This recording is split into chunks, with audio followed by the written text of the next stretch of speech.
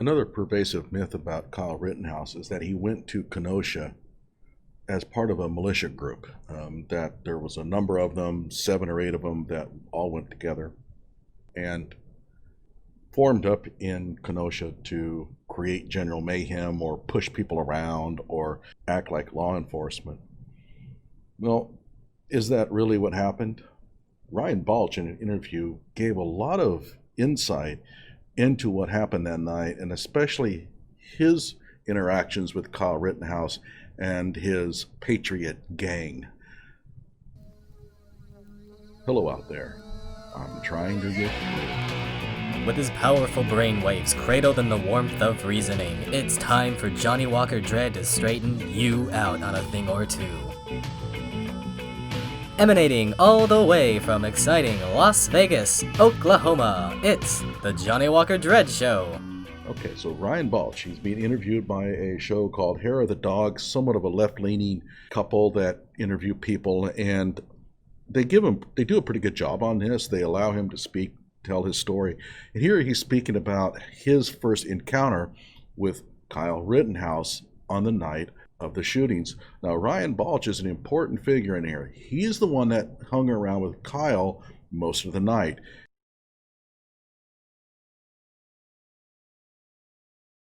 He is a direct witness to a lot of events that are really important in determining what took place. And he's also one of those that people have been accused of as being part of Rittenhouse's Patriot gang or militia. Let's hear how he describes his encounter with Kyle. When we rolled up down there, we found a bunch of young men armed in front of a business with the business owner. And we all kind of made the agreement, hey, these guys look like they could use some help, because there's only about 3 or 4 of them.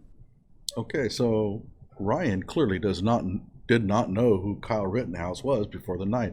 These are strangers. He says he walks up to them and he sees these 3 or 4 young kids guarding a parking lot.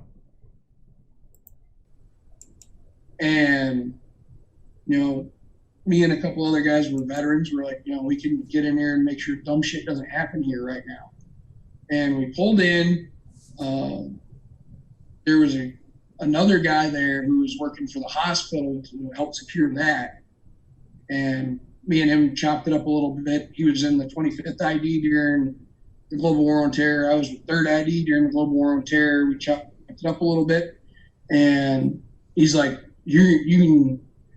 I'm not with these guys. I'm going to go back over there, but, maybe you can help them out.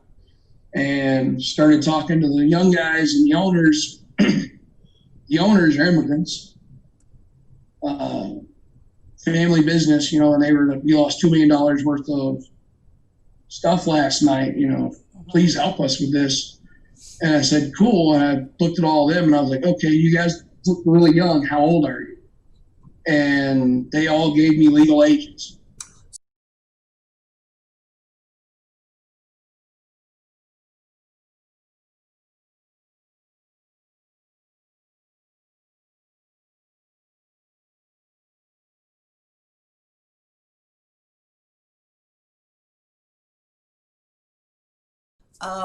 So after this initial conversation, what did they say to you to indicate their purpose there? Their purpose, and they were very clear about it, was to protect those properties because they worked for the people that owned them or knew each other. And like, well, cool, there's only 3 or 4 of you. There's about 5 or 6 of us that came down at that time. We had other people that came down after we had already set in. But I figured 10 people would be enough to secure one of the locations and, be able to keep the crowd calm and make sure nothing got torn up. And then we were trying to figure out how we were going to cover both locations of what we had. A few things that come out of this. Kyle was only there with at most 4 kids, and I think actually it was only 3. It was him, his best friend Dominic Black, and another unnamed friend of theirs. That is hardly a militia. Clearly, There's nothing he is saying here is indicating that Kyle was there for any kind of militia purposes. In fact, Ryan seems to think that Kyle is pretty much unprepared. He's just a young kid. He's not really trained in this stuff. That's hardly the sign, again, of a militia member. Now, let's talk a little bit more about why Kyle was there. And he said it. When he asked him, they basically said, hey, we're here to defend the property and basically help wounded. Okay, so let's go ahead and move on. This is now from Orca Nuts tracking of Kyle Rittenhouse, and it brings up another interesting point about this whole militia thing. So I'll post a link to the videos in the description below. This is called Tracking Kyle Rittenhouse. It's long. It's 2.5 hours, basically going through the timeline. If you really want to know what happened in Kenosha that night, check this one out. And there is also another one named V Radio that's come up with an excellent documentary. Again, if you watch those videos, you have a better chance of understanding what took place that night, and you'll also come to an understanding that Kyle is not nearly as guilty as people think he is. How's it going up there? Shit show, day 3. Okay. People got up there. Not as many as yesterday. Yesterday I was like, fuck my life. Yeah. Like, it looked like it was going to dissipate, and then I turned around and, I covered 10 of the BLM walking. Okay, just a few things here. First of all, you see both Kyle and Ryan there. But take a look how far away. See all the blinking down there, those lights down there way down?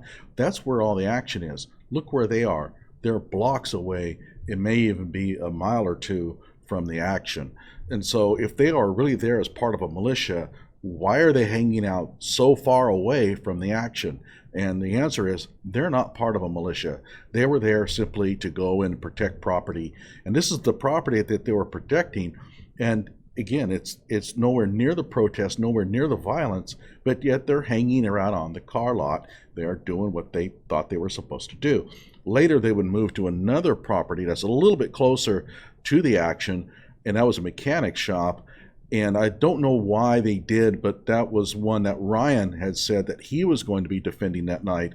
And I guess Kyle decided to join them for some reason. However, it wasn't in the actual protest area. The police pushed the protesters into their area.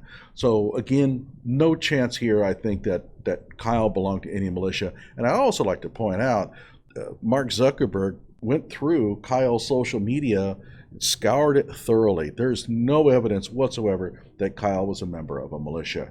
So let's put it to rest. Kyle was not there out of any sort of militia purposes.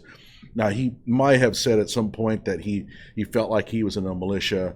However, there's no indication he actually belonged to one. And certainly no indication whatsoever that he was there that night out of some call to arms from a militia organizer. So at any rate, another dumb argument. Kyle was there because he was part of a militia. It's ridiculous. Like my video and subscribe to my channel. As long as they keep pumping out these dumb arguments, I'm going to be producing these videos.